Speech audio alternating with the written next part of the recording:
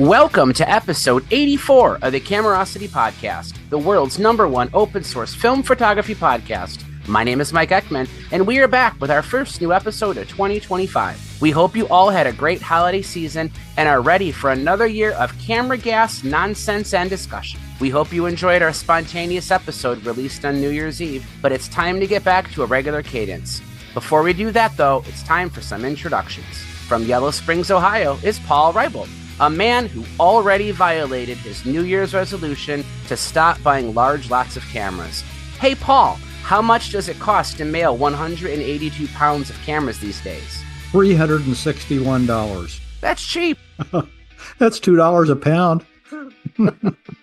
Next, from Sydney, Australia, is Theo Panagopoulos, a man who needs help deciding which cameras he wants to bring on his next vacation. Hey, Theo, can I recommend one of those tiny Japanese hit cameras? Oh, you can. I'm not sure how far you'll get, but you can definitely recommend one. Finally, from Gainesville, Florida, is our resident square film format aficionado, Anthony Rue. Hey, Anthony, when you develop your prints, do you crop everything to a 1-to-1 ratio? No, but I do shoot that a lot, so I'm doing a lot of square scanning. All joking aside, at the end of episode 83, we promised that we'd have Jeff and Gabe on to share with us their stories from their I Dream of Cameras podcast, but unfortunately, due to the wildfires in Los Angeles, Gabe lost his home and understandably has more important things to take care of. All of us from the show wish him well during this unimaginable loss and look forward to seeing him back online when he's able and ready. All right, we got some people in the waiting room. Let's let them in. We've got some VIPs today. Ira Cohen, welcome back. Thank you. I've been told a lot of things, but that was not one of them.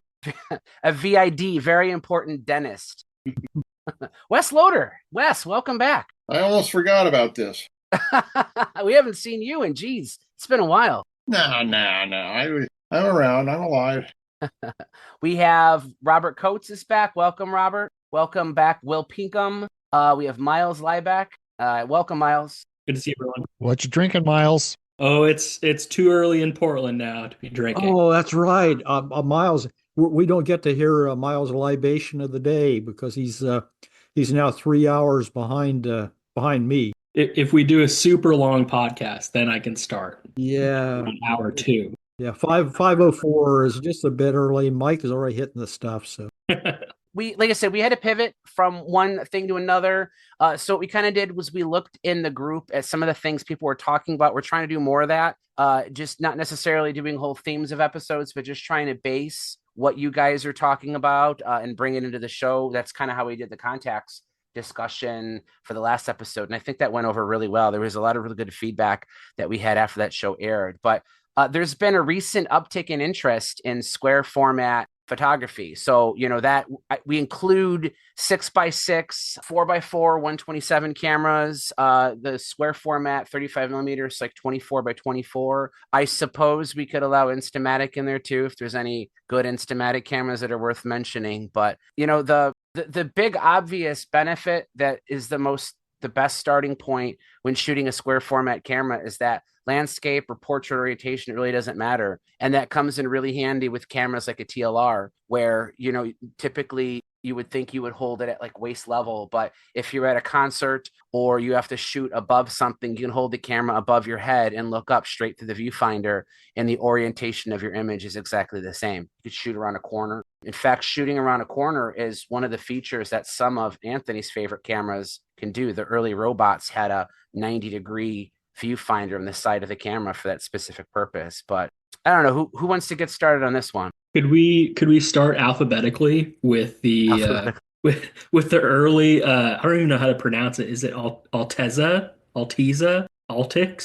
cameras? There was, yes, that's true. The Altix was. I had one at one time. Kind of crude, but kind of cute. Do you have one, Miles? No, but I'm intrigued. The early ones are very compact and very nice, relatively nice handling. After the war, they sort of putting huge optics in the front, and they just got kind of out of control. And they really needed, with interchangeable optics, they really needed a rangefinder, and they never had a rangefinder. So it was but they look at the very early ones, and there weren't any.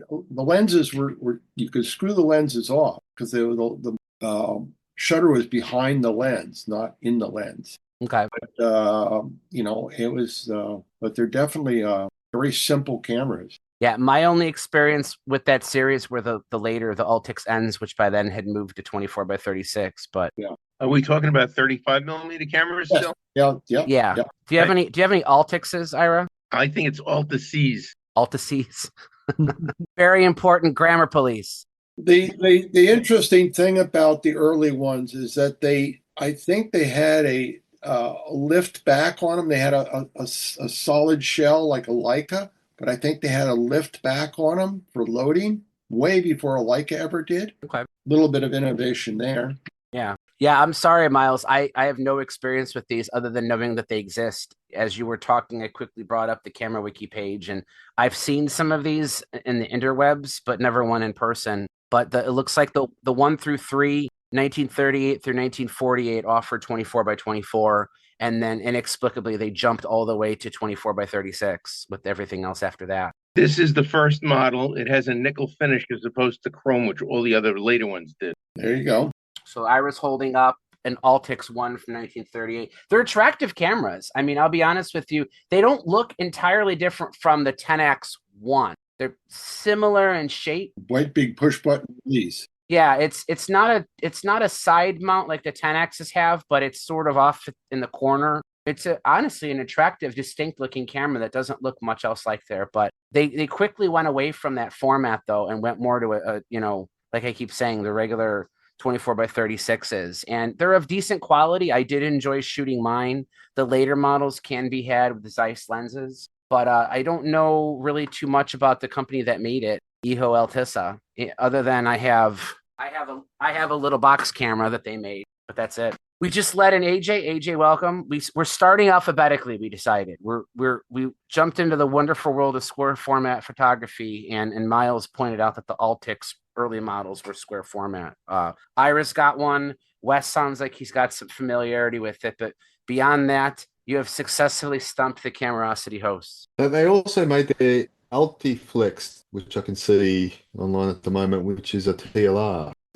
Which I'm assuming would have been a square format as well. Is that 127? Yeah, I forgot I do have one of those too.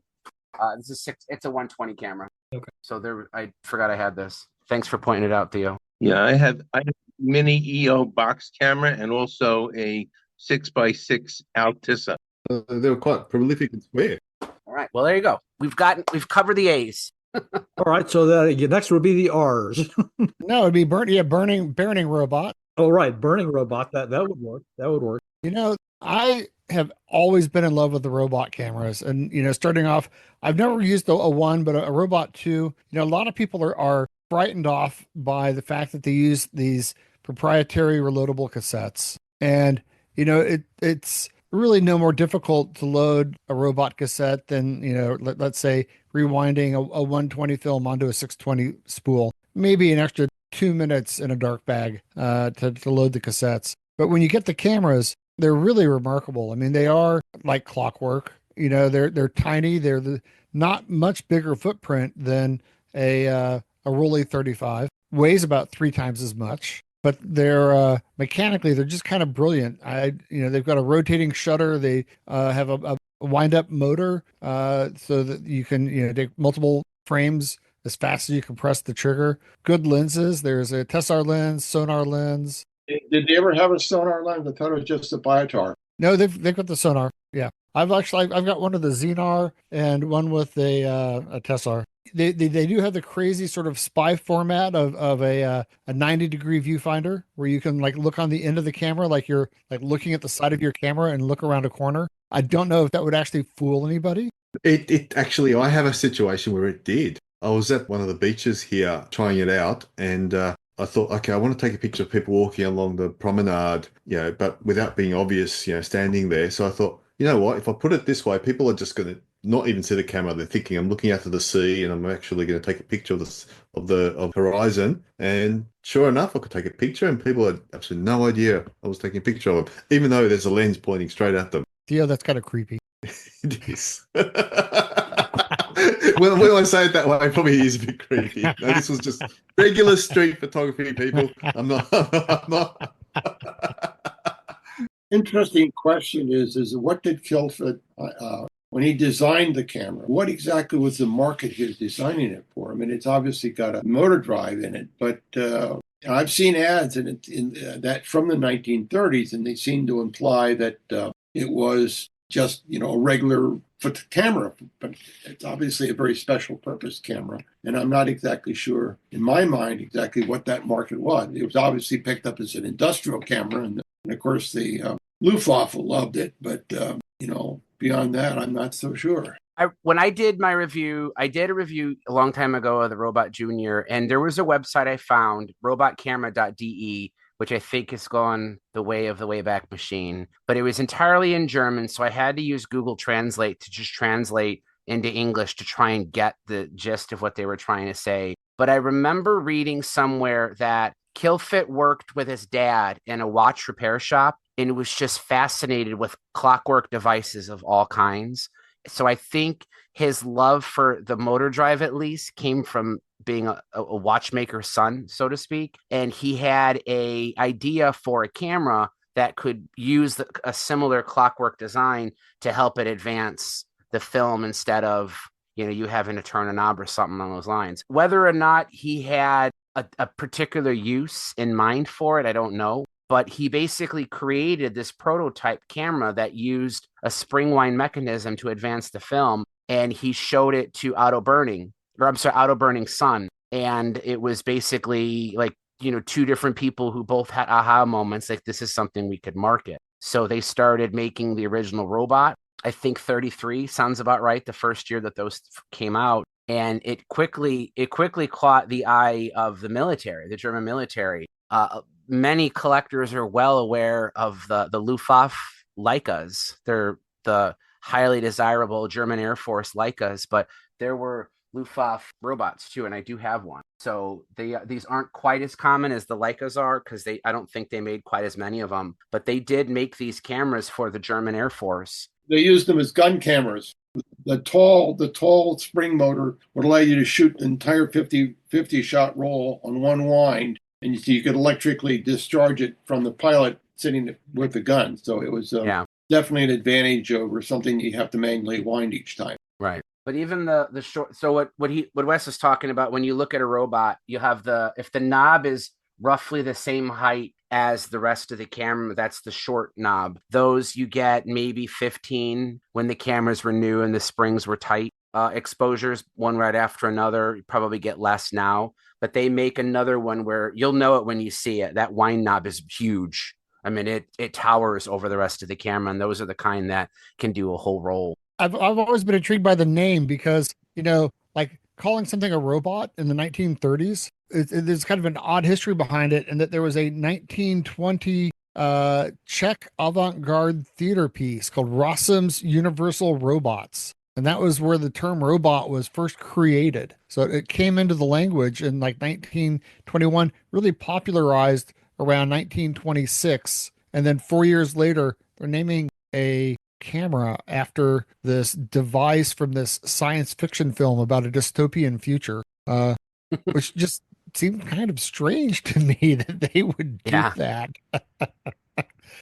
Yeah. So Ira's got one. So for those of you at home, I'd say that knob is triple the size of the short knob one. So I mean, if I am holding one up here and the top of the knob is maybe 2 millimeters above the viewfinder, whereas Ira's, that's like your thumb's thickness or more even. No, it's way more. Way more than that. Okay, it's hard to tell scale. It's significantly larger. So what model is that? Is that a Robot 2? This is a Robot 2, German Air Force, and it has a 75 millimeter Xenar Luftwaffe lens on it too. Okay, so it's the same as this one.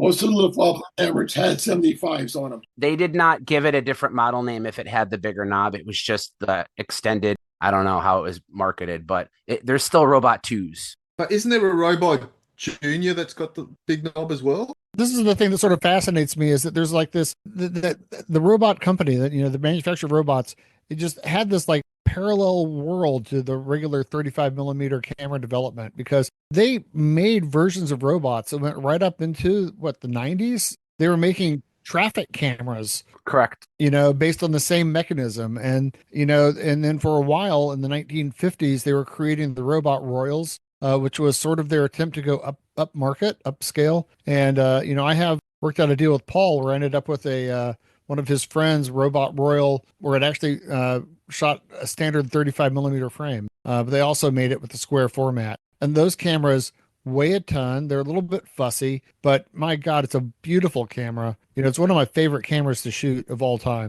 They also made a half format one. Yeah, a Robot Royal. So it came in different formats. So they make okay. So Anthony, you have the Royal 36. correct. There was also a Royal 24, Correct. And then there was a half frame. a Royal 18, but I've never seen it called a Royal 18. But it was. It says Royal 18 right on top. Does it on the top? It's not on the dial on the badge on the front. I don't think so. Theo, you are correct. They did make a tall knob Robot Junior as well. Oh, okay, cool, because I've seen those advertised. They've fascinated me, actually. What was the difference with the Star series? The stars were later. The one thing about the Junior, Theo, that the one feature it's missing is it does not have that right angle viewfinder. So when you look at a regular robot from the side, there's a little eyepiece on the side of the camera. That's okay. I could be less creepy with that one then. No locker room photos. Porkies. I do have a story about my robot loading my robot, because Anthony did mention about people being scared about loading them. What you do have to make sure is you load it with the film facing the right way, because I did that with mine. I loaded it thinking I did it nice and easy and shot it all through, and I red scaled the film without realizing it. I actually got some nice results out of it. You got some cool shots. You did. Mainly because I was overexposed because it was old film, but it did come out with decent shots. But yes, you can red scale very easily doing it, because you have to make sure you position your cartridges the right way when you actually start loading the film. Now, one thing about the Robot 2 is a popular model. A lot of collectors have them. They're more affordable than the Royal robots, but there's a 2 and a 2A, and it's not obvious from the outside which one you have. And the difference is in the cassettes. And I'm going off memory here because I don't have one, but I believe the original Robot 2, you needed proprietary take-up and supply cassettes. Whereas the Robot 2A, you can use a regular 32 millimeter for the supply, but not the take-up. Correct. So is that right? Correct. So the Robot 2A, if you can fit a 35 millimeter cassette in on the supply side, obviously is a little bit easier to use, because then you just have to make sure you have a take-up spool in there, but otherwise you don't need a supply spool. But if you have a Robot 2, then you need to transfer the film or bulk load it onto the special cassette before you can even shoot it. So that's something to kind of keep in mind if you decide this is a camera you want to try and pick up for yourself. But for anybody who's never handled these, the biggest appeal, for me at least, with the Robot 2s is just they're so compact. They're very dense cameras. I mean, it's amazing to me what they were able to fit in there. And that kind of speaks to why they had to go with the 24 by 24, is to make it as small as possible. They ran into part of the same problem that Mitani did with the Olympus pen with the rotary shutter, it was very difficult to make a rotary shutter that could expose a full 36 millimeter wide image. So the pen went half frame, but the robot, and that's the same thing with the Tenax II, right, Wes? Yep, both Tenax. They had to use a leaf shutter to accomplish what they wanted, and there was just no way to make it fit a 36 millimeter wide frame. So that wasn't the original design parameter. It just was a result of what they had to work with. But in some ways, it worked out well. Yeah, you got the whole area. You've been talking about rotary shutters here, but the problem with the Tenax is that became an impossibility until the 1950s. Is that there was no leaf shutter was available. Leaf shutter design that was available that would open wide enough to cover 24 by 36 format in a behind the lens configuration. Right. Now, when Compur and later on in 1950s, they have a different shutter mechanisms and they were able to overcome that. Obviously, when you look at things like your later Retinas and Voigtländers or whatever that had behind the lens shutters. But that wasn't possible in the 1930s. But so they had to be able to cover 24 by 24, which is wild. Well, Wes, I'll blame you for my other square obsession, which is the Tenax II, which is just such a spectacular camera. Oh yeah. I'm absolutely, it's another camera that I'm absolutely in love with shooting, and am very lucky to be able to have one to be able to shoot. And his book. You have his book too. I do have his book, and they're on the pricier side, so it's not nearly as approachable as the Robot 2. But what a spectacular, cool camera to shoot. Of course, this is an N lens. Is that the significance? Is better lens coatings for naval use? No, they just the lenses that went to the Kriegsmarine. They were inscribed with an either M or an MF. Okay. Well, I want to stay on topic, but just to expand on something Wes said there too, is back in the World War II era days, any optical equipment that was known to be used for naval use, meaning near saltwater, lens coating was a big deal. And that's what sort of forced Nippon Kungaku to get good at making lens coatings. They had to coat everything because Japan's an island. And pretty much anything that they were making for military use would be subjected to salt water. So their binoculars, their scopes, their rangefinders, their lenses, they were forced out of necessity to figure out a way to protect their optics. And that ended up giving them the ability to make superior lenses. And that's at least part of the reason why they gained a superiority edge over the Germans in the immediate post. The other, of course, was they needed to coat the prisms on periscopes. Right. And that's, again, jumping off topic, but Anthony's another one of his favorite cameras is the Medalist, and that's why the early Medalists are anodized black on the helix, is because those cameras were also used for naval use, and they found out that the metal would oxidize really badly. So if you ever wonder why early Medalists, the very first ones didn't have it, but they learned their lesson. But then most of the Medalist ones have a black anodized helix because that anodized coating helped protect the helix. But then also going back to something Wes said too, he was mentioning behind the lens, the reason that's significant. In the 50s, Compur was the first company to make a leaf shutter to where you could have the 24x36 in a behind the lens. Behind the lens means it gives you the ability to interchange lenses. Before that, the only way to do interchangeable lenses on a leaf shutter camera is you had to do like what the Kodak Retinas did, where some of the lens elements remain behind the shutter. You can't change every single piece of the lens. But if you want to be able to swap the entire lens without leaving part of the lens elements behind the shutter, you needed to wait until Compur figured that out in the mid-50s. One exception, the Prominent. But the Prominent got away with it by keeping the back element of the lens the same distance from the shutter and moving them as a unit. Okay, I didn't know that. That's why they did that. It's your exit pupil problem. Your leaf shutter, if you move the back end of the lens away from the leaf shutter, then you're going to get vignetting. As long as that lens is right up smack up against the shutter, you could expand your light frame through the shutter and out onto the format. So Voigtlander said, we can just move them as a unit. When you focus it, the shutter and the lens move together, so the distance between the rear element and the shutter remain the same. Of course, it makes it cumbersome in other ways. This is another, this is another lens for the Tenax II. A lot of it sticks out past the mount. Which one is that, Wes? This is a Tessar. You notice it's a built-in filter in the back. It's an MF lens. Has no focusing mount. So it's a fixed focus? Fixed focus at infinity. I gotcha. And with an MS number and a yellow filter pin. Now, when you put it on the camera, a little bit of lock screw here is on it. When you put it in, that locks it at 2 shutter speeds, either 400 or 200. It physically prevents you from choosing a slower speed when that lens is mounted? Exactly. It also has no diaphragm. Diaphragm's been taken out. Boy. You have a lens with fixed at 2.8, 200 to 400 a second with a built-in yellow filter. Oh boy. That's perfect for black and white film at that period.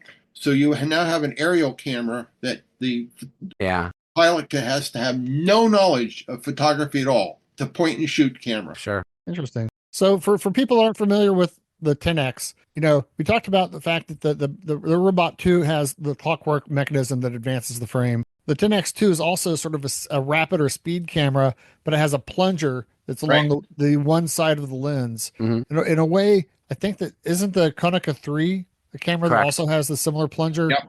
And in a way, the Voigtlander Vitessa, even though it sticks up above the camera instead of being around the lens, is the same sort of principle where you're pressing a plunger Sure. and it's advancing the film and cocking the shutter, and it allows you to shoot in rapid succession. So it's not as fast as, let's say, the robot, but it is faster than other cameras of the 1930s that you could imagine by that plunger advancing the film, cocking the shutter, you're ready to go. Well, you're talking about a period of time when most leaf shutter cameras, you still had to separately cock the shutter. Absolutely. Advancing the film. Well, look at the retinas. Retinas, then at that time, you still had to cock the shutter separately and then advance the film separately. So was this sold as like a sports camera or an action camera or like a press camera?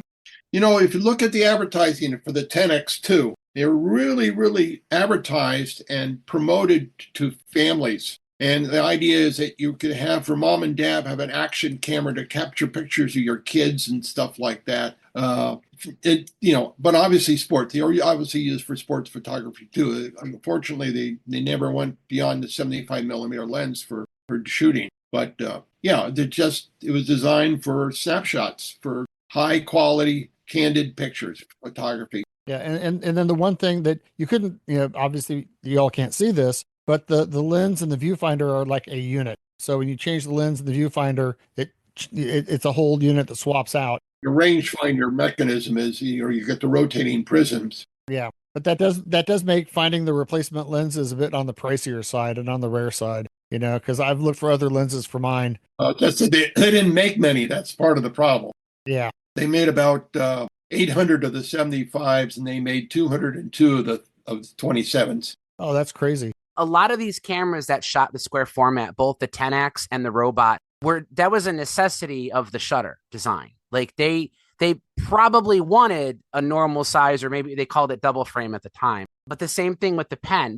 When Maitani was designing the original pen, that was not what he sought out to do initially. That just became what happened. So if you were a new collector, let's say, and you started getting into some of these older cameras and you wondered why 24 by 24 cameras became less and less common, it's because a majority of the early 24 by 24 cameras were done because they had to be that way. They were physically limited by the technology that existed at the time. They couldn't make a full frame camera. Well, I think ultimately they were defeated by the fact that, processing and slide mounting and everything was all dictated on the 24 by 36 format. And that's the same reason the Japanese companies like Nippon Kogaku couldn't continue with 24 by 32 even. Exactly. There was a lot of Minolta did it too with the original 35. There's a ton of cameras that started out as 24 by 32. That the Wiener camera was 24 by 32, which is a rare example of a German camera that used that aspect ratio. But the earliest, the Akarette, supposedly was in a smaller. Oh, really? Format. Okay. Yeah. I don't know. Very first one, but I own number 175, and it's 24 by 36. I mean, must have abandoned it really quick. So, Anthony, you've shot your Robot Royal quite a bit, right? That's probably up there as one of your favorite cameras. Okay. Yes. So tell us just real quick in a 1-minute review. It's not a square format camera. No, mine's a standard 35 millimeter frame. Right. So what would be your promotion for that camera? Why should someone seek that out? Well, I'm obsessed with clockwork cameras, and it's one of those cameras that, you wind it up. The camera has just an incredible amount of heft to it, and it's easy to shoot at slower speeds because it's stable, it's heavy, and it's got a great rangefinder in it. And it's like a crazy 1950s Porsche. It's like you wouldn't, maybe not make it your daily driver, but my God, it's beautiful and fun to drive on the weekends. I don't disagree. I love all the clockwork cameras. They're just fun. Hey, going alphabetically, I think we missed some square cameras. Didn't Agfa have a history of making square format cameras? Is the Parat or? Well, you're talking about the format with their special, their 24 by 24 cassettes. Yeah.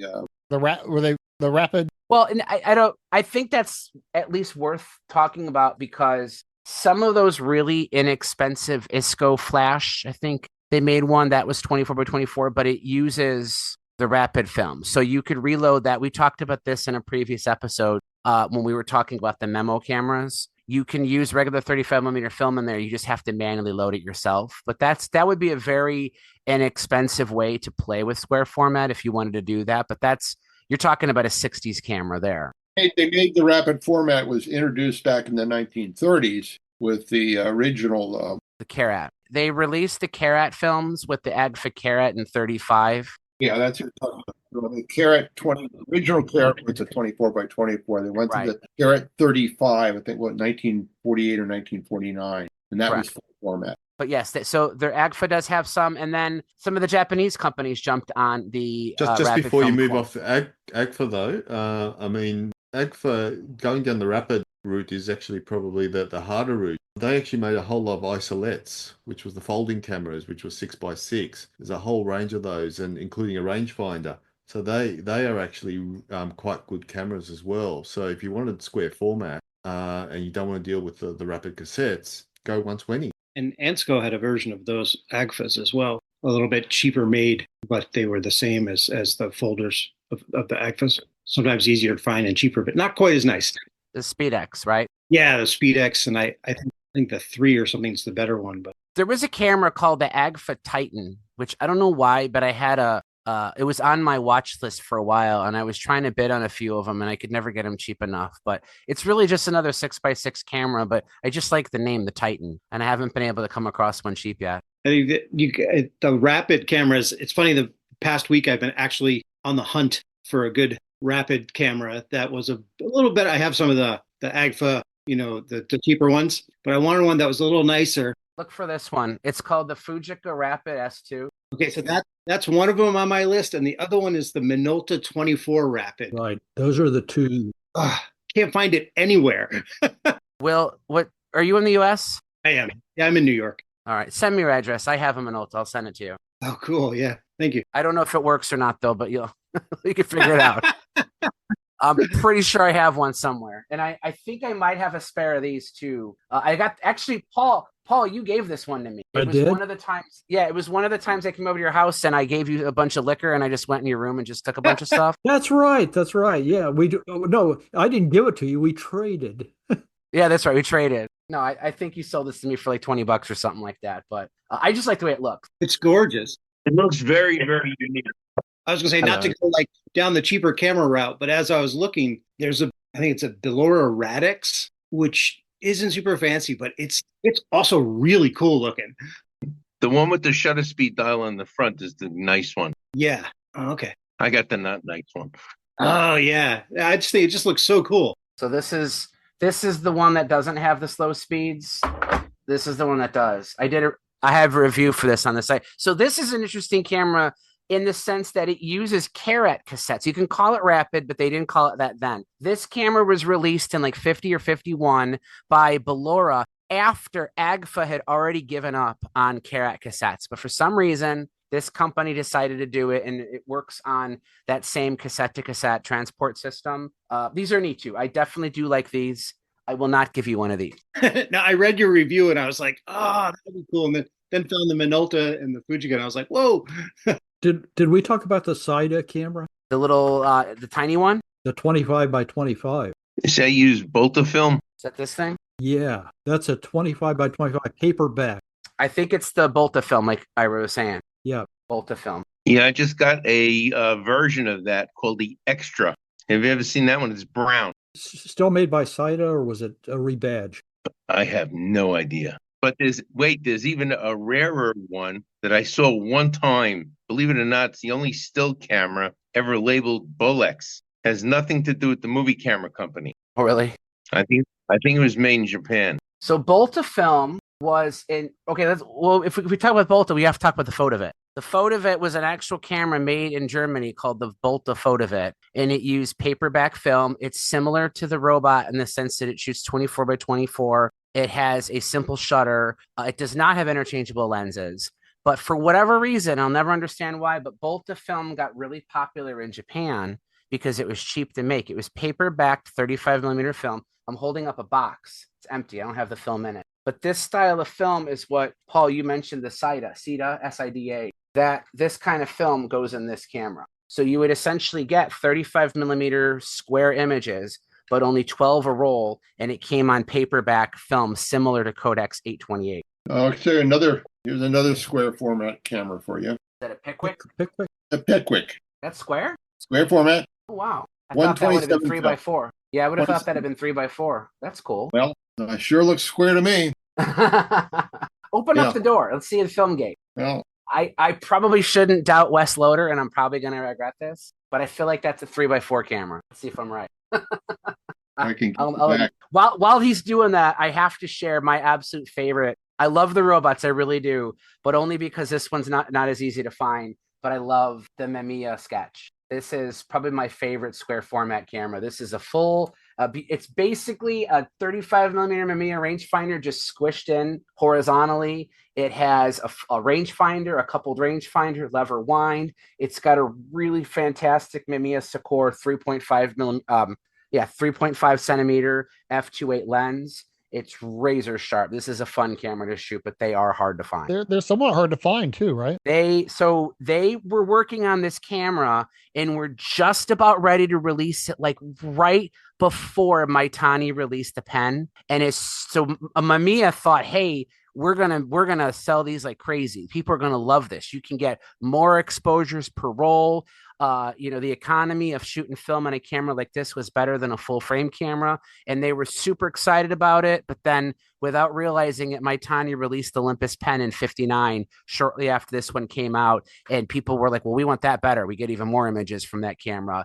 And Mamiya just quickly gave up on this right away. Okay, it could be a rectangular format. That's 3 by 4. And the only reason I say that is a ton of those Chicago cluster, Pickwick, there's like 8 billion different names. They were all 3 by 4. Yeah. Oh, yeah. Now, don't get me wrong. I wouldn't be shocked if there was a 4 by 4. I just know that style of camera, they're actually quite attractive. I have a Falcon, which I really like too. It has a time and instant shutter speed. It's an anastigmat. It says it's an anastigmat, which whatever that means. Was that a Stan the cameraman camera? The Chicago the guy that imported all this was Stan the cameraman. Didn't he sell cameras under 30 million different names?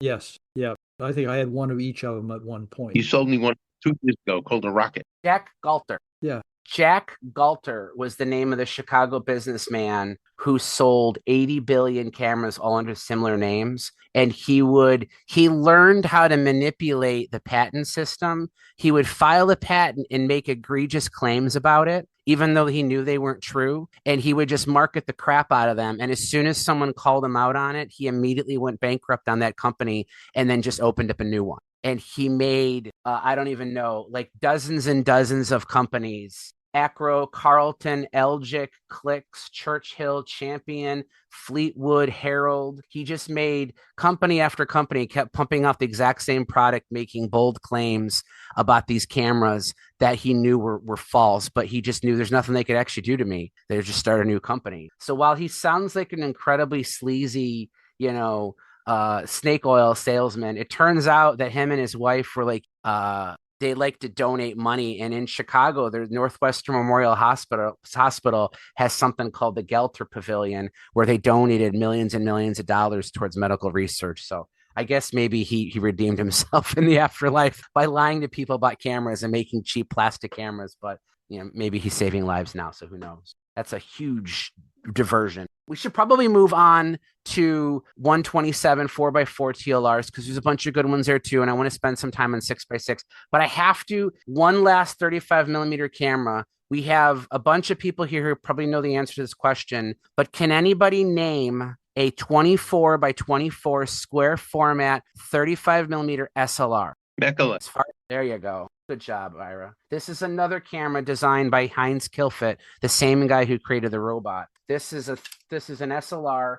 You flip up the entire top of the camera to get to a waist level finder, which is in there, and it shoots square format. This one has the Kilfit Keelar 40 millimeter 3.5. I think that's the only lens they made for it. I could be wrong. No, they came out with the macro Keelar for it also. They did make it. Okay, they made a second one for it. Yeah. But this is a pretty. There's also a lens for it. So I'm holding, can't really see it, but I'm holding a Robot 2 and a Mecaflex side by side. And the Robot is actually about 3 millimeters wider, and the Robot's actually taller than it too. So this camera is both shorter and narrower than the Robot 2 is, but it's a true SLR. That's an oddity too. What type of lens mount? What type of lens mount did they have? I don't think you can change it. So that's why. Yeah, they have a telephoto lens for that. You can definitely Do change they? it. And I just don't remember how to do it. Oh, here you go. I should probably review this so I can remember it. Yes, you can change the lens. It's a breech lock. So you just kind of hold the lens to it, and then there's a lever on the bottom that you move from side to side to lock it into place. So similar to like the Canons.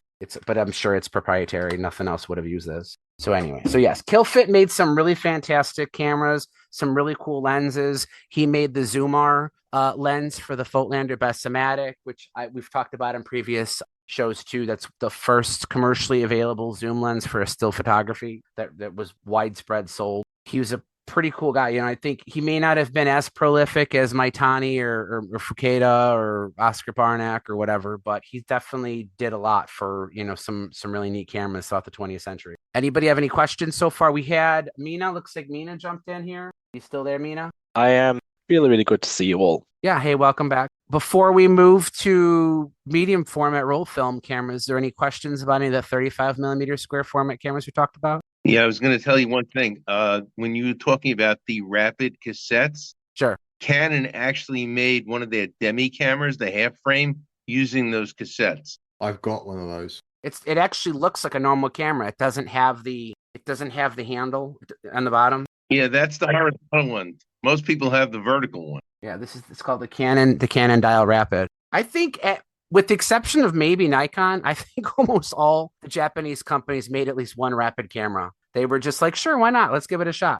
I do want to point out real quick, I forgot. I would say this earlier, but then I got sidetracked. We were talking about the 10X II. There's also a 10X1, which is also square format. It's also made by Zeiss. It's also called the 10X, but beyond that, the two cameras have very little in common. They both have a Liber Advance. Liber Advance, yeah, but the design is completely different. Like they are not at all the same. Yeah, but Zeiss recycles their names. They've been using 10X for 100 years, literally. That's true. That's true. There is a 10X from the 60s, which is not related at all. And then there was the Texona, which was the 10X, but the post-war version, I think, right? Both the 10X1 and the 10X2 were both had the same designer as well. Was it Hubert Nerwin? Yeah, he was involved in design both of them. Although he shared the patent for the 10X1 with another guy. Okay. Yeah, they also made a Vest Pocket 10X. That was a foldable camera. But that dates back to Gortz, when Gortz was a separate company. Yeah, I had one of those lovely cameras. That's one of those MPKs. All right, so I think we can jump to the 127 4x4 cameras. Probably the granddaddy of them all would be the Baby Rolleiflex, which they did make before the war. They do have Baby Rollies from the 30s. Then they stopped producing them, and then they brought them back mid-50s, maybe. I'm not sure on that.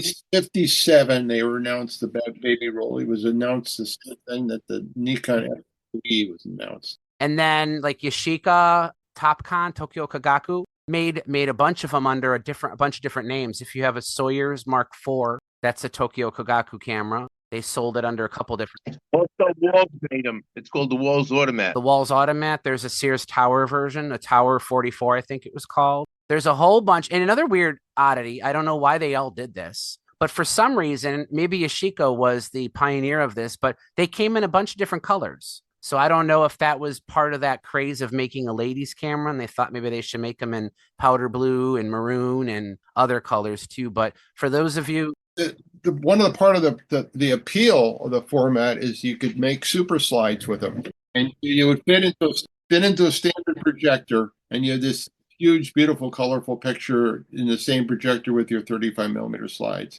Wasn't the super slide actually 2-inch by 2-inch like they used American? Yeah. Okay. We call them 4 centimeter by 4 centimeter. The super slide was really 2-inch by 2-inch. So does anybody here have any experience with any of the 127 cameras? Yeah, I've shot the Yashica 44 quite a bit. I've actually written a review on it, and it's a beauty. From what I understand, is most of the manufacturers that made the 44 type TLRs they actually put in quite a bit of quality. In terms of the colors, I suspect maybe they were just trying to get a bit trendier to sell more cameras too. I mean, you see that with some of the digicam manufacturers these days. Sure. They'll make them in all sorts of different colors. So obviously the variety wouldn't have been so big back then. But I've shot this 44. This is actually a 44A, and the results are just outstanding. They're very good. Yeah, I love using it. It's using it, all the benefits of using a TLR, but smaller. It's really a lot of fun. If you are looking on eBay and you come across a TLR, sometimes it can be difficult to judge scale when you're looking at an eBay auction. It's like a 127 and a 120 TLR can sometimes look very similar if you don't know what you're looking for. But a really easy way to tell if you're looking at a 127 version of those cameras is the lens will almost always be a 6 centimeter or 60 millimeter. So if you look at that Yashica 44, it's got a 60 millimeter lens, whereas the 6x6s will all be 75 or 80 millimeter. That's a quick tip that I remember one time I was looking at a TLR and they did not correctly identify what it was, but I noticed that 60 millimeter lens. I'm like, that's weird. Why would that would be a wide angle TLR? I'm like, no, it can't be. And it's like, no, it was just a 127 camera with a 6 centimeter lens. But they are very good, Theo. You're not wrong about that. They did not, by them making it a smaller camera, they did not skimp on quality. They're very good. And another fun thing about specifically the Yashica 44s, they are incredibly easy to adapt to 35 millimeter film. You do expose the sprockets though on them. You get a slightly panoramic image with sprocket holes exposed. And the only modification to there's two modifications, but they're all easily reversible. There's a roller you need to remove inside the film compartment, 2 screws. Just unscrew it, put it in a Ziploc bag so you don't lose it. And then you also have to use some black electrical tape or something to block off the red window on the back, because obviously 35 millimeter is not going to be paper backed. But beyond that, you can, if you don't have 127 film and you have a Yashica 44, or probably you could probably do it to the Tokyo Kagakus too. I've just never tried, but you could put 35 millimeter film in there and get slightly panoramic sprocket hole shots. I must admit, and this will be controversial, I very much dislike using 35 millimeter in a TLR. To me, it feels wrong. I understand using it in a camera to get panoramic, but I really hate that. And if you really have some problem with what I'm saying, just send me lots of messages to mikeekman.com and we'll sort it out. But it really, to me, it just feels wrong because you're not actually getting a panoramic photo. It's facing the wrong way. Well, I mean, I'm not going to convince you to do something you don't want to do, but you're getting a 6 or a 4 centimeter wide image. So you're in essence getting, if you recrop out the sprocket holes, you have an 18 by 40 image. That's slightly. But you got to hold it on its side to actually get the panoramic shot. Do verticals then. It's wrong. It's just wrong. Take a picture of a tree. All right, fair enough. I'm with you.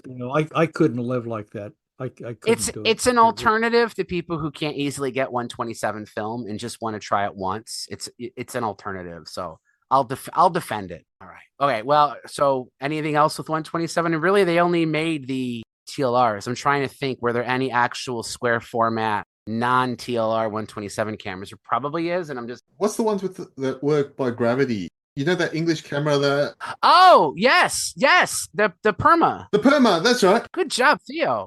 Yes, there you go. How did I forget the Purma Special? Yes, those are actually really fun cameras. I'm a big fan of those. Mina, were you going to say something, Mina? Yeah, I was just going to ask whether, you know how not normally, but throughout the history of Kodak, they've been seen to be releasing a film in order to generate more sales for a particular camera. Was the 127 the same thing, or did it originate for different purposes? Like, was it like 620 was really just, there was no need for 620 because 120 existed, but 127, why do 127? So what you said is backwards. Kodak would release cameras to sell more film, not the other way around. So, right, okay. But specifically to 127 though, the Vest Pocket would have been the first camera that used 127 film, the actual what Kodak called 127, and I think the motivation there was just to make something as small as possible. So. Right. I don't know. Did they have the intent of releasing 127 film and said we need a camera to go with it? Or did they just want to make a small camera and said, well, we need film to work for it? That I don't know. But I could tell you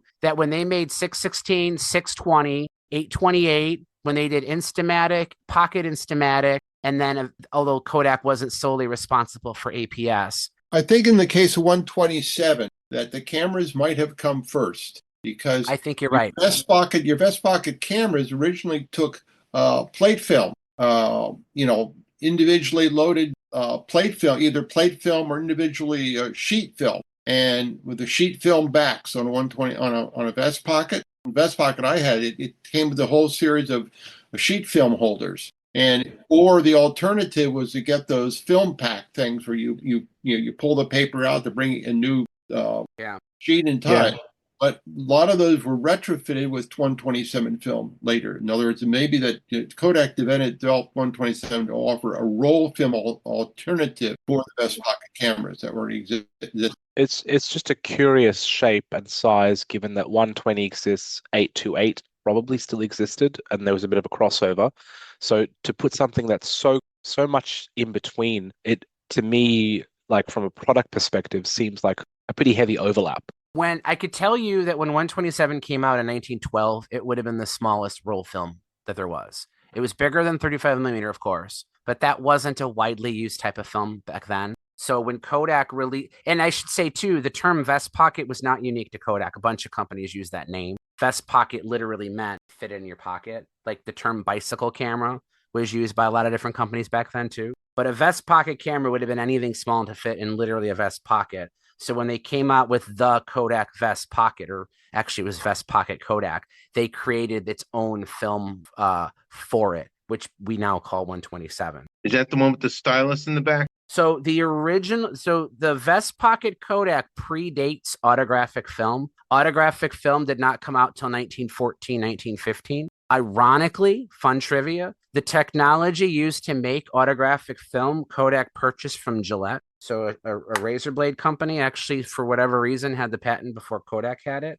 But if you have a Kodak Vest Pocket with the little door on the back and the stylus, which is what Ira's talking about, it's a little pen that how autographic film would work is there was literally a door in the back of the camera, and you would have, so roll film had the photographic film, then it had the backing paper. Well, autographic film had a third layer, and it was like kind of like an Etch-a-Sketch. It was like a carbon paper. And what you would do is after you would make your exposure, or maybe before, I don't know, but you could open up a door in the back of the camera, and it would open up a little window to that carbon paper. And you would take the metal stylus, like a stylus on a smartphone, and you could write what the picture was, like, Grand Canyon vacation or something. It was a small window, but if you've ever seen old pictures, old photographs where someone had handwritten something on it, that was autographic film. So autograph, like you literally could write it's like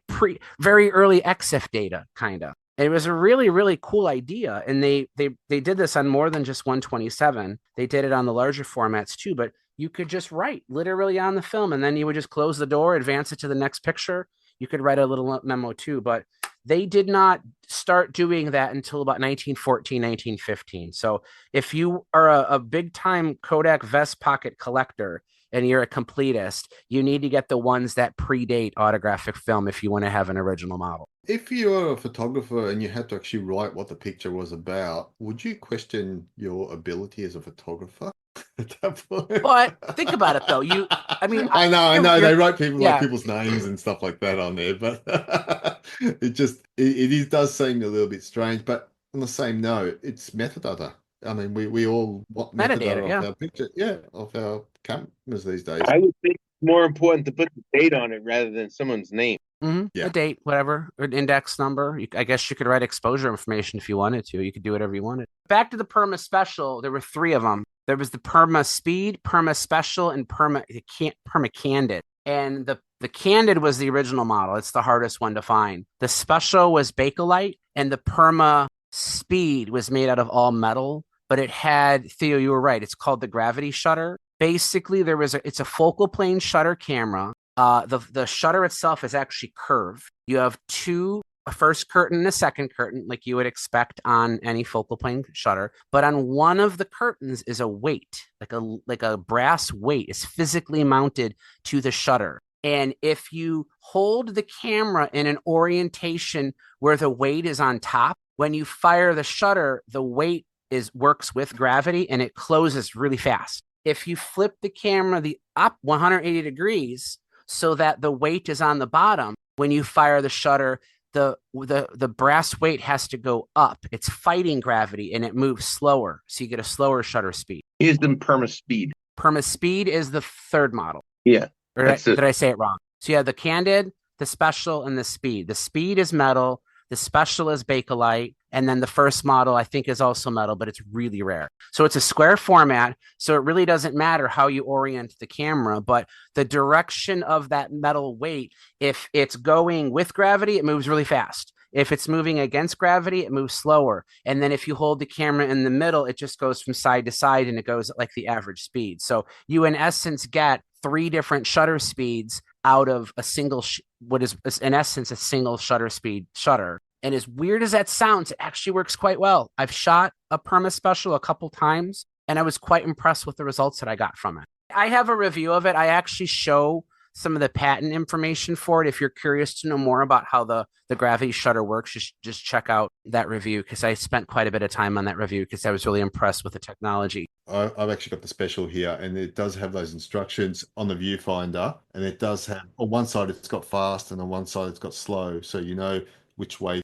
to turn it. So if you can read the instruction, you've turned it to either the slow or the fast. Another neat feature of that camera, Theo, is the red windows in the back are actually removable. When that camera was new, you would come with either red windows or green windows. So if you shot orthochromatic film, you could change them to a green window. Yeah, mine are missing. They're missing. Okay. That's why, because they're removable. See, at the moment, they're special. You know, you get light leaks. Okay, so you can't shoot that at all. Yeah, like the circle film. But if you do find if you're in the market for one and you see some of the green window and some of the red window, that's why. Is that when they were new, they came with both. All right, good job, Theo. Yeah, I'm probably gonna have to cut some material off and put one in, or buy some. I'll talk to Jess, see if she's got any spare ones. Go on Amazon and just get some like lithograph, like red light cell, like a gel that they'd put on like a stage light, and then you can get them in like big sheets, and then you can just cut it to whatever size you need and just tape it on the back of the camera. Isn't that too thin though? For using a slow speed, it's probably fine. I mean, I wouldn't put 800 speed film in there, but I mean, if you're going to shoot it with a, Ilford 50 speed film, it's probably okay. Piece of black tape over it when you aren't advancing. Yeah. Just don't let direct sunlight hit. I'm sure for ambient light, it's probably good enough. Just get like a dark red and just tape it with electrical tape on the outside. I mean, you could try and shove it in there if you want, but an easier way, if you're only going to shoot just one roll, is just tape it to the outside of the camera. Or find an old box camera that's derelict or something like that and pull out its red window. Yeah. All right. So there you go. Good job, Theo. I couldn't, for some reason, I was drawing a blank on square format, non-TLR 127 cameras, and I completely forgot one of my favorite cameras. I have a whole bunch of Japanese ones. If you look on Camera Wiki, you look on Japanese 4x4 127 cameras, they have a whole bunch. We always talk about, those gold foil stickers, the JCII, the Japanese Camera Institute. That was quality control. The Japanese optic industry wanted to make sure that products were meant to be of a high quality, but there was also a secondary organization. I think they were called the JPMC, I don't remember, but they were like a subsidiary to JCII. And one of their responsibilities was to end the proliferation of like hundreds of copies of the same thing. So in the early to mid 50s, there were so many Rolleiflex, Rolleicord copies out there, or like the Pigeon cameras that looked all the same. There was just a crap load of the if Canon and Nikon were the A-list manufacturers, you had like the B and the C-list companies that were just churning out copy after copy after copy. Elmoflex, just the same thing over and over again. And that was one of the things that they aimed to end, is that they wanted to improve the perception that Japanese products not only were high quality, but that they were, their own designs and not just rip-offs of somebody else's product. Yeah, Ira's spot on there, actually, because if you look there, like 4x4 SLRs, there's the Atomflex, the Comaflex S, and the Superflex Baby, which is an actual camera, a Superflex Baby. Oh man, I have one of those too. Gosh, my memory's terrible. That's another 4x4 camera. Some of those weird names are somewhat respectable. I mean, like the Beautyflex was a pretty respectable. Arnold company called Karma. They had a Karmaflex. A couple of models. There was a Linkaflex. That was a TLR. Oh yeah, I can see the Karma Flex here. It's a weird looking camera. Yep. Looks like a trapezoid. This is a super flex baby. Oh, Dan cool. Cooney actually just did a review of one of these last year. I've never shot this one because it's not in the best of shape, but it looks like looks kind of like a Corel reflex sort of, but just smaller. It's 127. Yeah, this is the Super Flex, baby. This is the Karma Flex. And then there's rangefinders like the Wellme 44 and the Arson. Jeez, there's a huge range of 4x4 cameras I never knew about. Well, the same reason half frame got popular in Japan is film was just expensive. So anything they could do to make it more economical was popular. So while 127 isn't as small as 35 millimeter, it still was smaller. You didn't have to spend as much money on a roll of 127 as you would 120. So people were more willing to buy a smaller camera because it was slightly more economical than a larger camera was. So I think for that reason, there's just so many of them. Yeah, and if you want to talk weird, since we're probably still on B, because I don't think we've progressed past B on the alphabet on the on those great cameras, the Bencini Comet 44. The Bencini cameras were a weird bunch of cameras in themselves. Italian. Did they make they made I have a Bencini Comet that uses 120 film, but it shoots 3x4 on it. I've got that one too. So it shoots, do you? Yeah. So it wastes a whole bunch of film, but it makes smaller images. You can get 24 on a roll though.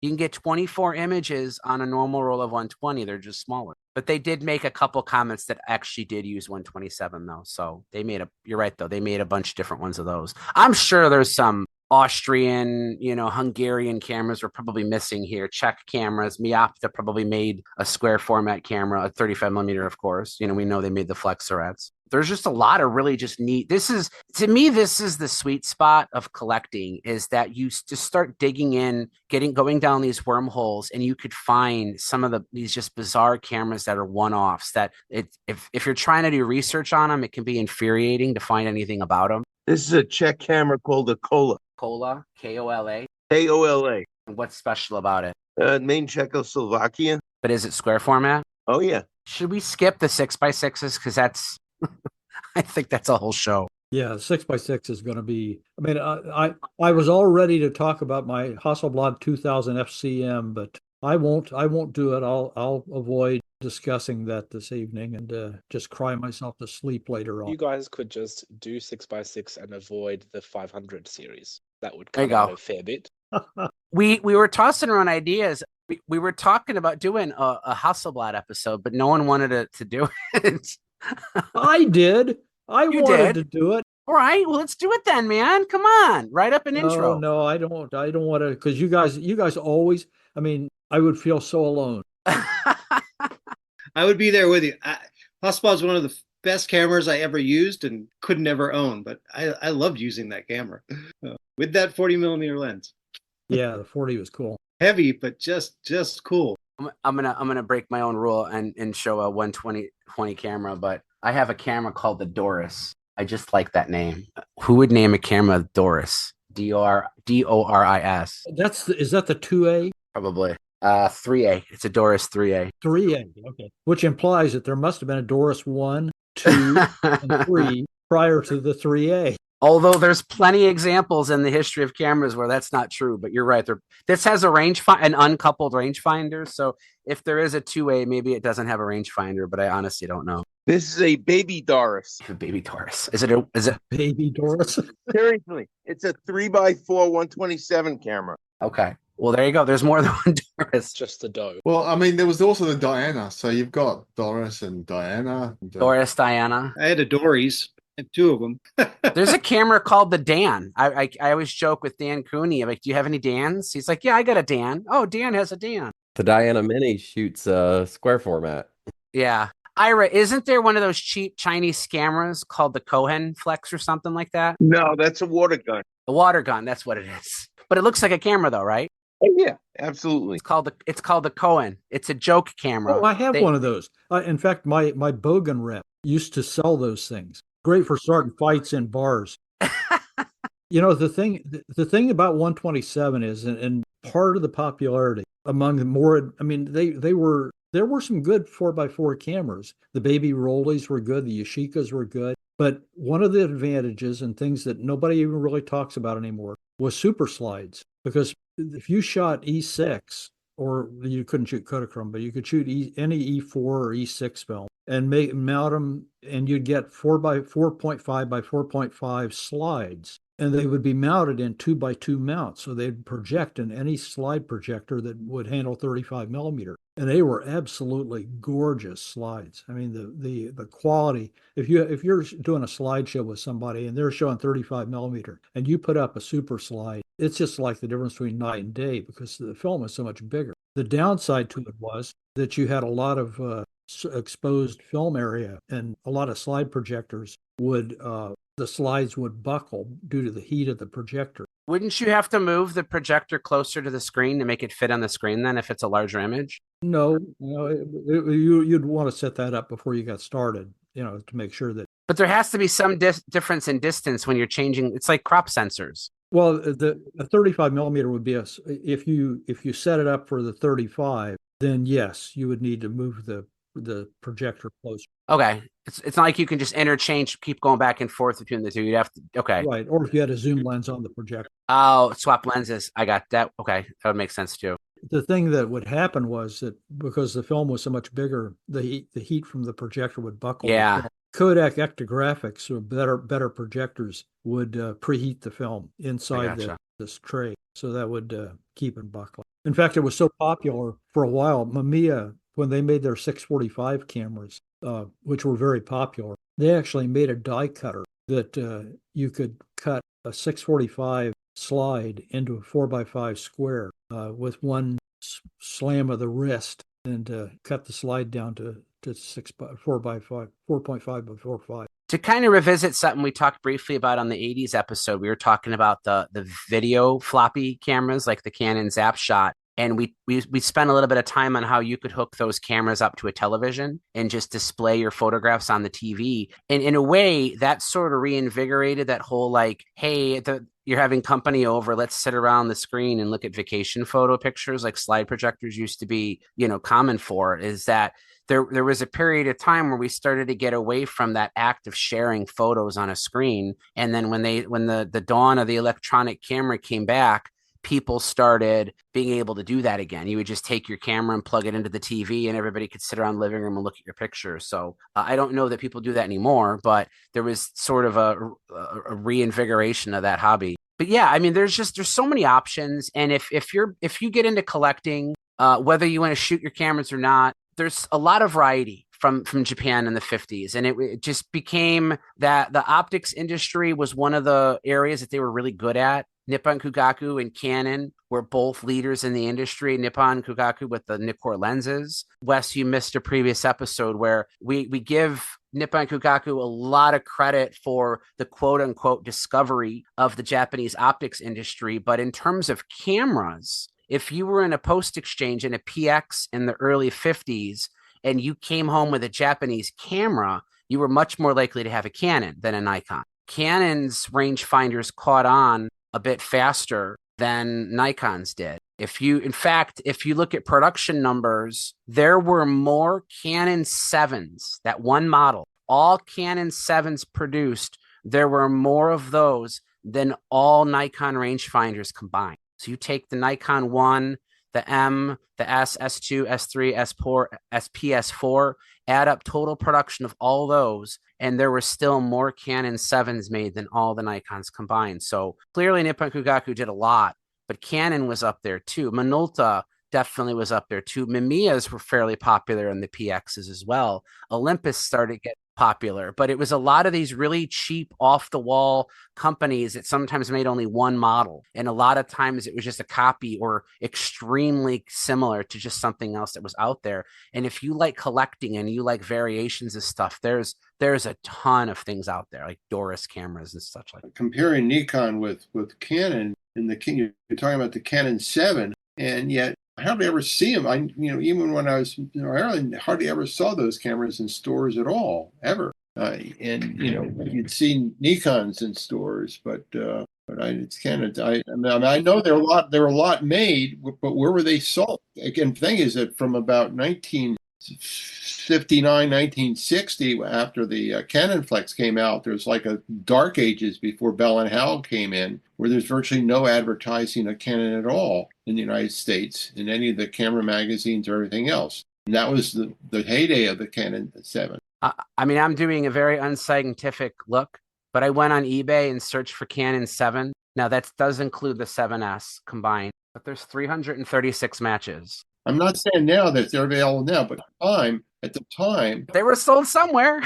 Yeah, I know, that's what I'm saying. Yeah, they had to be, they made that many, but where were they being sold? I mean, it was, I don't know. And where were they being advertised? I mean, I looked through every modern and pop and U.S. camera magazine that was published from the 40s all the way up to the 70s, and from about 1960 to 1964, there's no Canon ads at all. Yeah. Nothing. Well, who was importing Canon into the U.S. at that time? Well, it was Scopus. Scopus was bringing it in the 50s.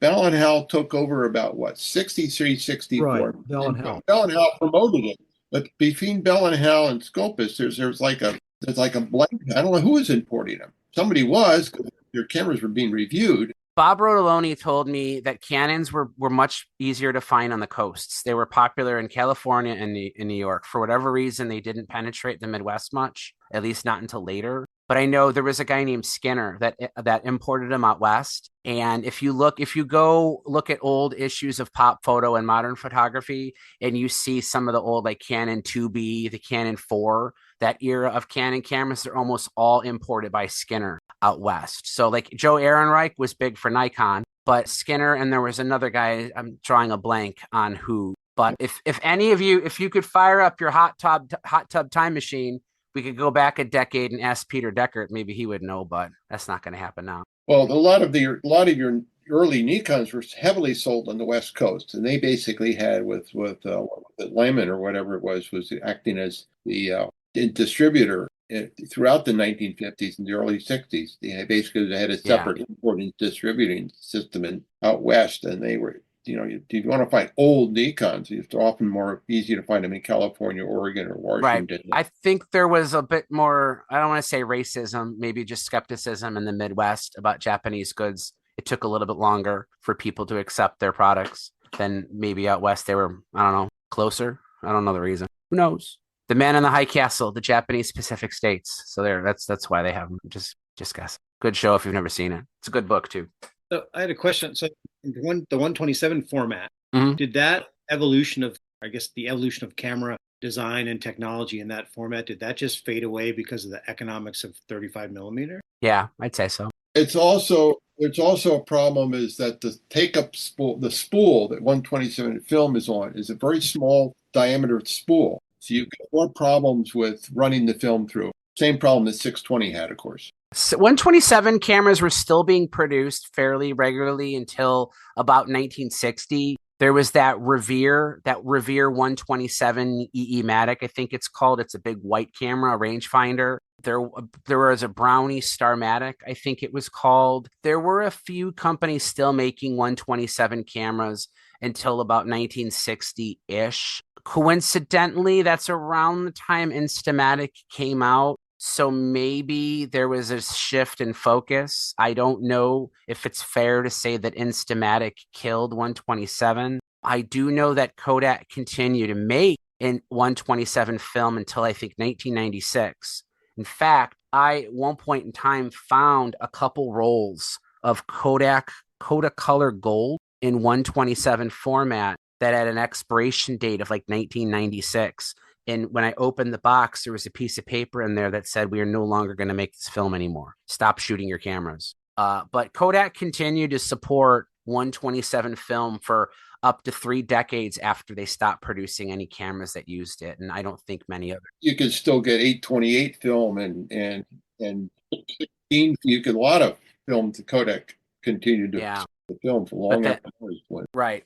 But yeah, so I mean, Will, you're probably right. I am definitely sure just that 35 millimeter got better, the quality got better, it got easier to use, the cameras got simpler, so there was less of a need. I mean, if you think about it, a 3x4 127 camera, that's just 30 by 40 millimeters. 30 by 40 millimeters isn't a whole lot bigger than 24 by 36. A little big, but not significant. And I know the 4x4 TLRs definitely fell out of favor around that same time too. The Baby Rolly, the Yashica 44s, those cameras came quick, they came fast, but then they disappeared just as fast as they came. By like 62, 63. I don't think anybody was making them anymore. Good question though. Yeah, it's always my dream to have a really perfect 127 SLR, like a nice rangefinder. It's they're not really there. Yeah. So the Revere, I would go for the Revere. It's that white camera. It's really goofy looking, but it's got a Wolin sack lens on it, and it makes really good image quality. And if you're into loading film in a dark room,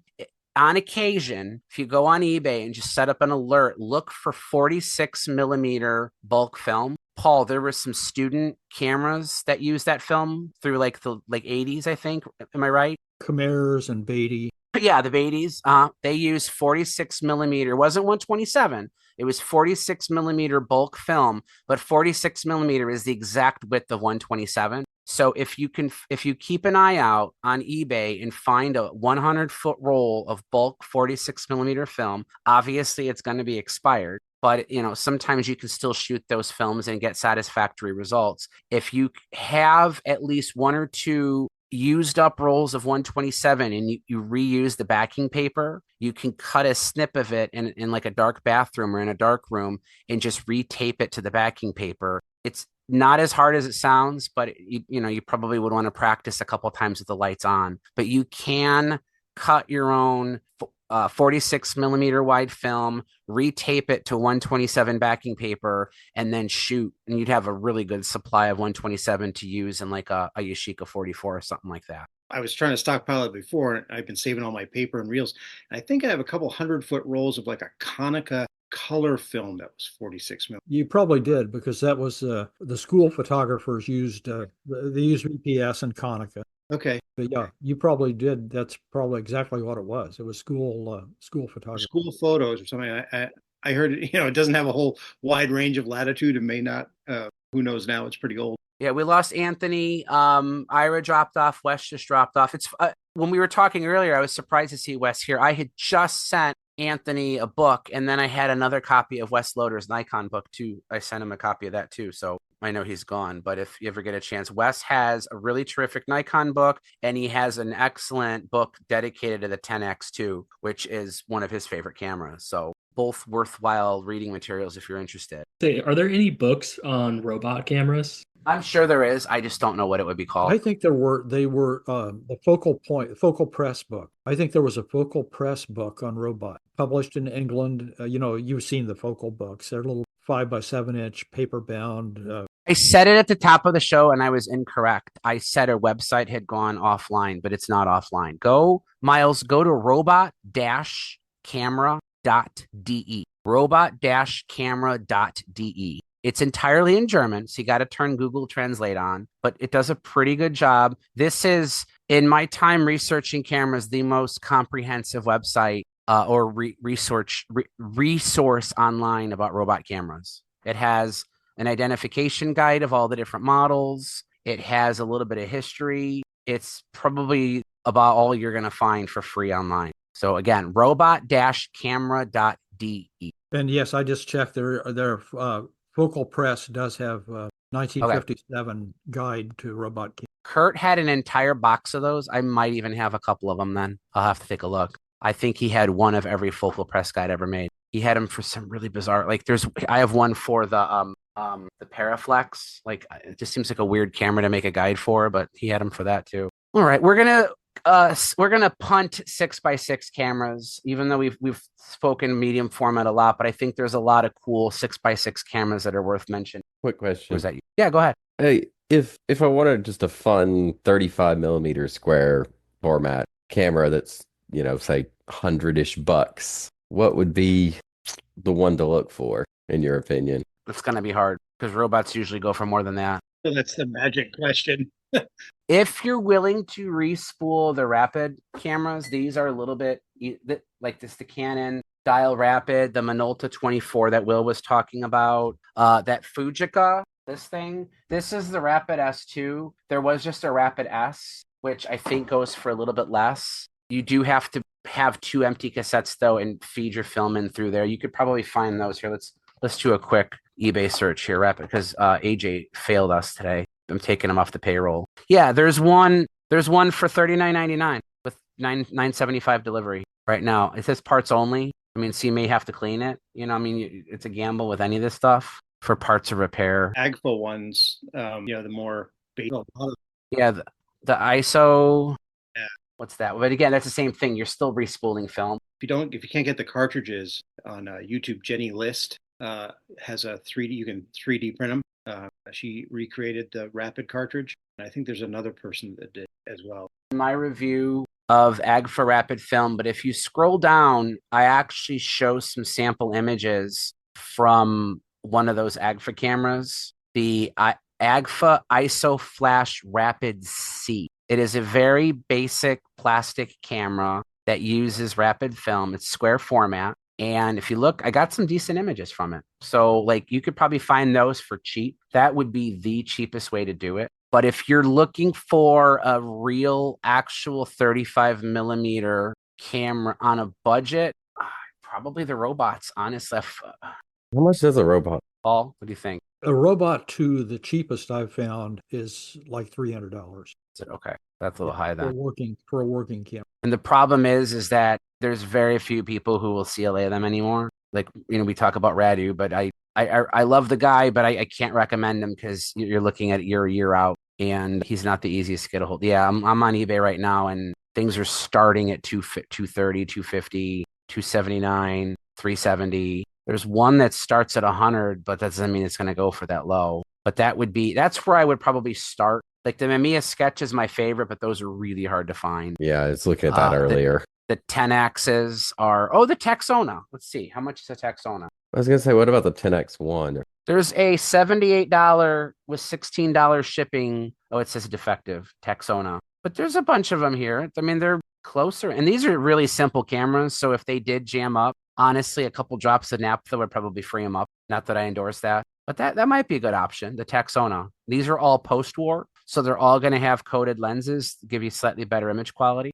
There you go. That's my answer, the Texona. All right, sounds good. It took a while, but I still think the Agfa ISO flash cameras are worth trying too because they're super cheap, and it's not hard to respool your own film. If you don't have bulk film, just get a 36 exposure roll and just pull it out in a dark bedroom. You could get 2 short rolls. Because remember, if you take a 36 exposure roll of 35 millimeter and you pull the entire thing out and cut it into 2 pieces, that'd be like 18 exposures at full size. But these are smaller images, so you'll get almost 24 images per strip. I think the Rapids too, don't they kind of max out at like 12 exposures? I think they can't push the film or something after that, which is kind of nice. Out of a 36, you get 3 rolls. Yeah, since you're pushing the film from one side to the other, there's no take-up spool. They will bind if you try to shove too many in there. So a lot of these cameras are limited to no more than 12 exposures per roll. And if you want to shoot 127 4x4, I still like the Purmas. They're not that hard to find. Well, they're a little easier to find in England, but I've been able to get them here. What was it like for photo finishers handling square? Like for your like if you were someone using a robot and you dropped it off at the local chemist or pharmacy, did it throw their machines off quite a lot? Or Yes. I've never seen them, honestly. I've never encountered square format in 35 millimeter. I've read about it, but never actually seen the output. No, most mini labs, I mean, we're going back now 20 years, but the mini labs would go crazy when you give them anything. It would require special handling, and you really needed to tell them what you were doing before, because even their machines would cut the film. They would count the sprocket holes and cut the film, and then you'd wind up with a very half chopped. Yeah. Wind up with a lot of half frame. I had a Yashica Samurai that had the original documentation, and when it was new, they gave you a whole bunch of stickers in the box with the camera that said, this camera uses half frame, do not cut or whatever. And I know that was, you sometimes could put a little note, and sometimes you could ask your photo finisher to just develop but not cut. And then you could just do it yourself. But then you need, like, if you need prints, then that's another challenge. I assume, Paul, to do the super slides, that probably costs extra too, right? Normally they didn't mount them, so you had to mount them yourself. Oh, you did it yourself? Okay, I didn't know that. Yeah, because most people prefer to do them in glass mounts. Oh, for maximum flatness? Yes. Yeah. For maximum flatness, okay. All right, that makes sense. Right. I was trying to look up the price, and apparently they don't sell them anymore. But my recommendation for $100 6x6 Mina square format 35 millimeter was the Chroma Camera Cube pinhole. Oh, right. Yeah. So this little guy. He just stopped selling them, I think. I think he brought out a new model. That looks like he's got a wide format version of the 135 or something. But this was great. This is great still. That looks really neat. I know, Robert, that could be one. Might be able to source it. I found another option. Okay, hold on. You guys ready for this? Square format, 35 millimeter. You guys ready for this one? The Revere Stereo 33, $59.99. Right, because it could go either way. You could do either stereo or single. Stereo, yeah, right. Or even if it only did stereo, they're still square. Yeah. You're just getting twice as many exposures per roll. If you really want to try square format and 35 millimeter, a lot, not all, I think some of them were slightly rectangular, but most of them shot square images, just two of them. So the Revere. Sorry, speaking of square format, talking about 6x6, something that Will mentioned, and it's all Paul's fault. And I'm pointing at you guys on screen. And this is a direct byproduct of me being involved in listening to this podcast, is the first two shots from the Hasselblad 40 millimeter. Oh, okay, cool. Paul, you had said that it was no different really than the 38 millimeter, just a lot heavier, no doubt. And somewhere along the way, I ended up getting the Instax back. So I've been taking pictures of my new puppy. But I had just picked up that 40 millimeter on trade and hadn't taken any shots until this show. Looks pretty good. So there y'all are. You know, it's a heavy lens, but it balances really well on the body. Yeah, it actually does. It's not a deal breaker. You don't want the thin strap though. So you just didn't like it because of the weight, right, Paul? That's what you were saying. I actually, I'd buy one in a heartbeat if one came around. I just that's a great focal length for me on 120. But you, in the last episode, you said how much you hated them. No, I hated the super wide. Oh, I thought you meant the 40 millimeter regular half. Okay, super wide's the one I didn't like. No, I like the 40. I'm going to have to get one because I've got those panorama backs coming in for the from China. So here is this is called a TDC color vivid, so it's not the Revere. But if you look at the film gate, it's two square images. So that would be the cheapest way possible, in my opinion, to shoot square, true 35 millimeter film without having to do any reloading. And a quick search of eBay, there's one right now for $59.99 with free delivery in the US. $63.50, $69.99, $54.99, $129, $42.22. So these are still cheap cameras. What does the lens? Can you put separate filters on each of those lenses? Most of them use Series 5 filters. Nice. So if you wanted to do like yellow filters, you usually could. They're the press-on kind. But yes, you can do filters on pretty much all stereo cameras because most of them, like the Revere, the TDC, Bell and Howell made this. Kodak, there was the David White company made. That was the Stereo Realist. But there's a whole bunch of stereo cameras. A lot of them are made in the United States. Meopta did have a stereo camera. I know Iloca made one, but a large number, for those of you in the United States, a large number of 35 millimeter stereo cameras were made by American companies, and they're usually very affordable. And they usually have good lenses, Wollensak lenses, sometimes Kodak, but they do square. I think there was one TDC had the ability to shoot either one or two frames. So you could change. It was a switch that allowed you to shoot, just one image. Mm-hmm. I'm not sure exactly how the Film Advance worked on that. Yeah, I can't remember which model. I think how it worked is you would just fire the shutter twice. You would hit the button once, it would do the left lens, and then you would just fire it a second time, it would do the right lens, and then you would just advance it normal, and it would advance it to. Yeah. Okay. You're just triggering each shutter individually instead of at the same time. So this one might do it. I don't honestly know. The one thing I like about the Stereo Vivid and the Revere also is that they actually are rangefinders too. So you get a rangefinder also in your stereo camera. Well, I'm upset because I thought I was going to make it through this episode without wanting to buy something. But if in fact that camera can shoot both mean, shoot independently, both lenses. Now I'm intrigued. I would definitely check because Paul's right. There is at least one or two that do it. I just don't know which ones can. Worst case scenario, you load in a 36 millimeter, I'm sorry, a 36 exposure roll of film. You get half of those are just duplicates. So you'll still get it. You're just wasting film. But no, that's why I wanted to, if I can put separate filters on both lenses, then I'm not getting duplicate images. I'm getting the there you same go. shot, but Yeah, different. you could put a red filter on the left and yellow on the right and just see what you get. That could be fun. Or just no filter at all, and you could do an A/B comparison. Hell, you could even get, since I think a lot of them use Series 5, you could get some of the close-up lenses too and do goofy stuff with that too. You get part of the way through for trichomes. Yeah, yeah, right. You could halfway. We skipped over the Instamatic 126s, and yeah, as inspired by the Ricoh episode a while back, I started to look at more Ricoh cameras and ended up getting the Ricoh Flex.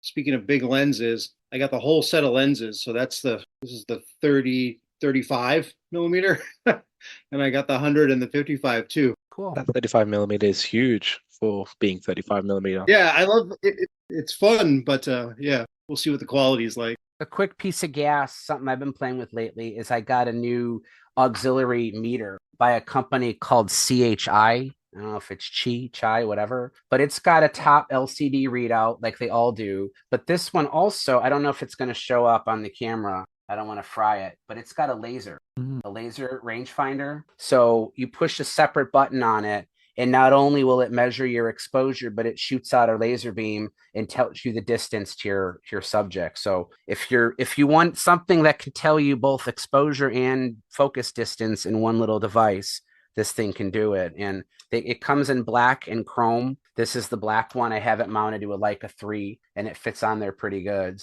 Maybe avoid using it near airports or government buildings because you'll hit the first button, then the second button, then you'll be arrested. Yeah.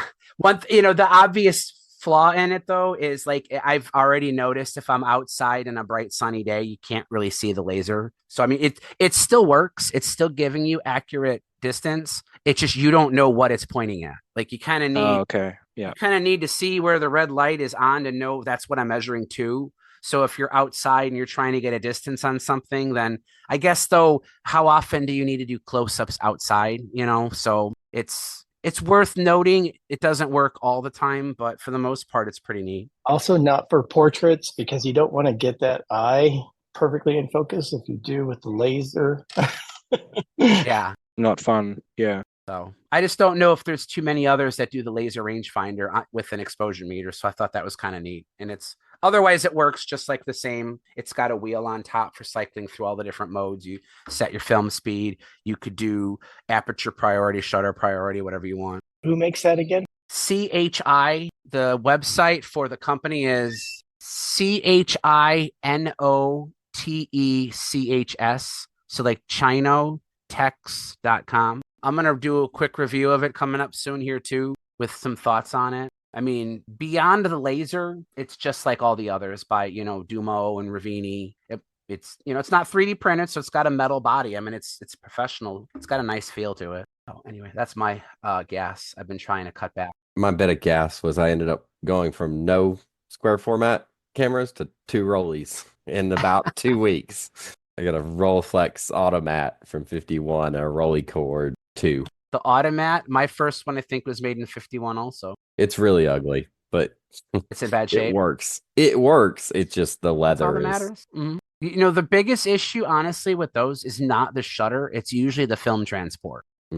So if you get an old Rollie that hasn't been serviced in a while, always check the film transport because a lot of that's a common failure point on Rolleiflexes that have not been serviced. That's part of the reason the Rollie cords sometimes are better. If you don't want to get them CLA, the Rollie cords have a simpler film transport, so there's less to go wrong. It doesn't mean they're impervious, but it's possible that you'll get one that is better chance at work. This one I put a roll through already, and it works, so that's nice. Okay, yeah. I'm it's just something to keep an eye out for. Probably going to send it out for a CLA and a new. The mirror looks pretty gone, so I might get that done. Marty Seelig sells a lot of replacement mirrors for those.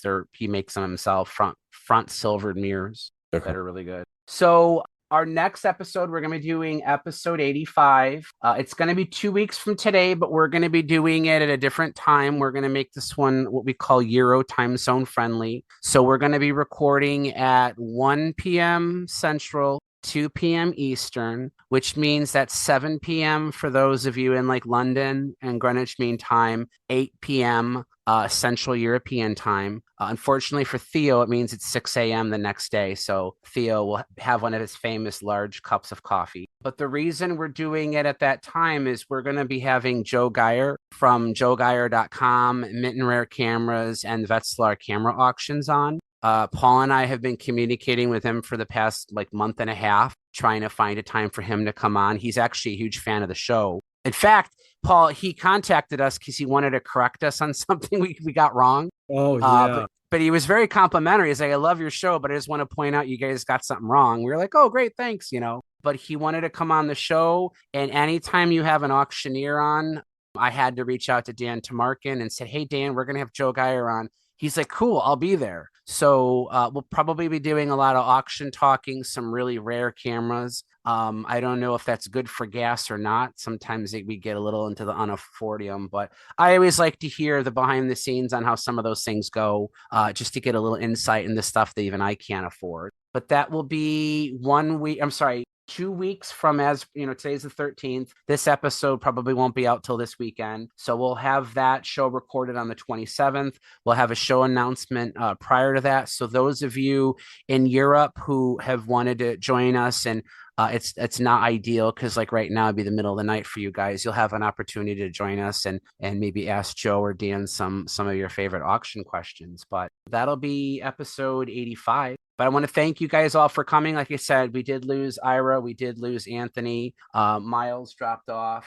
No, Miles still there. Okay, you're still here. I'm still here. Well, I appreciate everybody who came. As always, the topics and discussions on the Camerosity podcast are determined and influenced by you. We have been trying lately to include more of your suggestions from both the Facebook and the Discord groups for things that we discuss. So if you have any ideas, it would be best if you just showed up and asked us your questions. But if you can't do that and just have a question, we'll do our best to try and cover it for you on a future episode. So thank you guys for coming, and Happy New Year. Good night, And everybody. We'll see you guys soon. Good night, everybody. Good Good to see night. everyone. Good night. Happy New Year. Thanks, everyone. Bye.